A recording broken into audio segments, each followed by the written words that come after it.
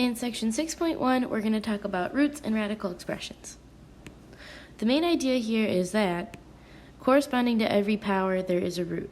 So, for example, 5 squared equals 25. If I want to take the opposite of that, the square root of 25 is 5. Similarly, 5 cubed is 125.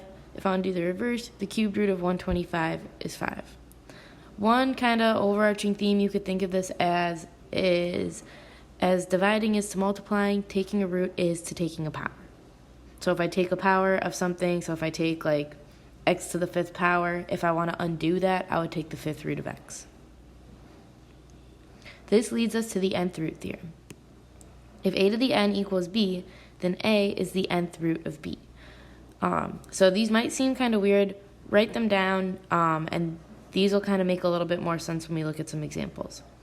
So depending on whether that n value is even or odd, different situations can happen. If n is odd, there is one real nth root of b denoted as the nth root of b.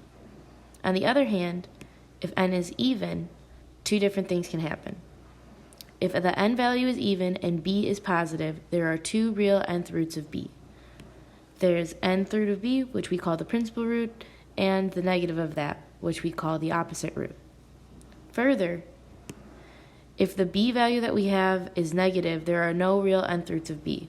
So for example, if I tried taking the 4th root of negative 5, I couldn't get anything. I wouldn't get any real number answers. It would be a complex number. If you tried to put in a calculator, just an error would pop up. And then before we start to look at some examples, just to give some background and some vocab, this n value is sometimes referred to as the index. Everything under the radical sign is called the radicand, and this here is just called the radical sign. So let's look at some examples. Here, in this first part, I want to find all of the real cubed roots of 0.008, negative 1,000, and 1 over 27. The nice thing about these is you could pretty much do them all on your calculator. So for the first one, I take the cubed root of 0.008, I will get 0.2. If I want to double check that, if I took 0.2 to the 3rd power, that would give me 0.008. Next, if I take the cubed root of negative 1,000, I'll get negative 10. And finally, if I take the cubed root of 1 over 27, make sure here in the calculator that you're doing it over the whole fraction, like not just the numerator or denominator. You'll get 1/3. Since I was taking the cubed root of these and my n value is odd, these are the only real roots of that number. So in that middle one, negative 1,000, negative 10 is the only thing that works. If I do negative 10 to the 3rd power, or negative 10 times negative 10 times negative 10, that'll give me negative 1,000. If I tried to do the same thing with positive 10, it would just give me positive 1,000. I couldn't get the negative value. So these are the only real roots of all of those options. Next, let's look at taking the 4th roots of something. So I want to find the 4th roots of 1, negative 0.0001, and 16 over 81. Here, since I'm taking the 4th root and my n value is even, there may be two real roots or there could be none at all. In the first example, when I take the 4th root of 1, I could get 1 or negative 1. Why does that work? If I do the opposite, if I do 1 to the 4th power, I'll get 1. Also, if I took negative 1 and took it to the 4th power, I would also get 1. So that's why both of those options, the principal and the opposite, work here. Next, if I try taking the 4th root of negative 0.0001, an error would come up. There's no number that I could multiply by 4 times by itself and would give me a negative answer. So again, since that b value is negative, I can't take an even real root of it. Lastly, if I take the 4th root of 16 over 81, I could get the principal root of 2/3 and the opposite root of negative 2/3.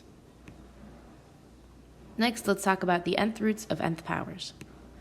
For any real number a, the nth root of a to the n equals a if n is odd, and the absolute value of a if n is even. So looking at 3 examples here. First, I want to simplify the square root of 16 times x to the 8th power. What I'm going to do here is just kind of break this down into all of its different terms. So first I'm going to look at 16. I know that the square root of 16 is 4. Next, I have x to the 8th power left. Something to kind of think about this, if I'm taking the square root of something to the 8th power, you could look at that as like a little 2 there if I'm taking the square root. And how I'm going to work with the radicals here, you could just do 8 divided by 2. So I'm left with 4 times x to the 4th.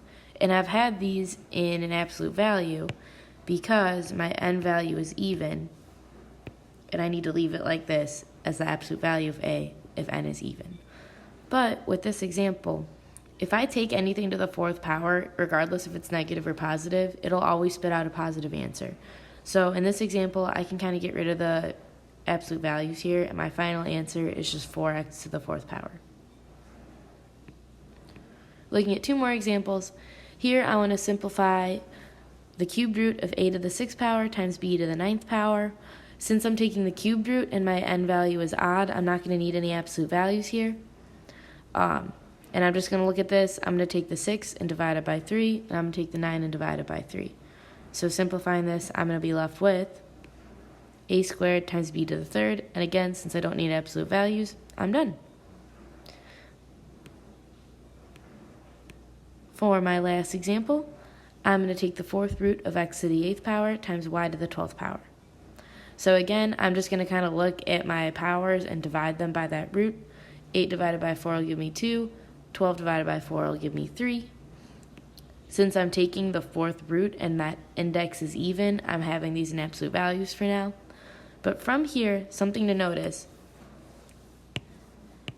regardless for whatever my x value is, if it's positive or if it's negative, that number squared will always leave me with the positive value. So I can really just kind of get that out of the absolute value. I really only need absolute values on that y to the 3rd power because, as you saw in a couple examples before this, I could take a negative number and take it to the 3rd power or to an odd power, and it'll keep me at a negative number.